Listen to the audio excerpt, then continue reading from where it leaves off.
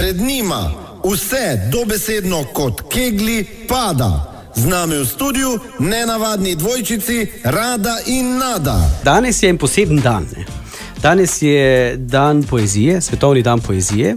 In jaz bi vaju rad častil s kavo, pa da si jo za ston priigrata, zaslužta, ne? Bi neki spesnile, neko poezijo, eno tako poezijo keglanju.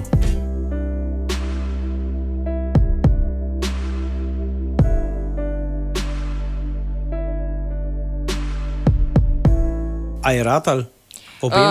Jaz sem sicer malo plonkala, po spominu sem malo brskala, moramo se znajditi, ne?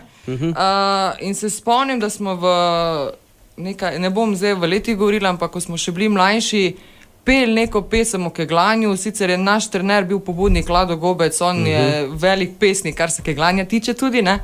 Tako da lahko to uporabim. Lahko sem, Nada, ti si slušalki gor, ker bo zdaj slišala tisti uvodni del, da boš vedela, kdaj moraš začeti, ne? Prav. No, evo. Poezija Rade in Nade. Izvoliš. Na keglišče priti, to me veseli. S kegli se boriti, svoje žive dni med kegljavkami, to me veseli. Baj Nada. Radio Fantasy.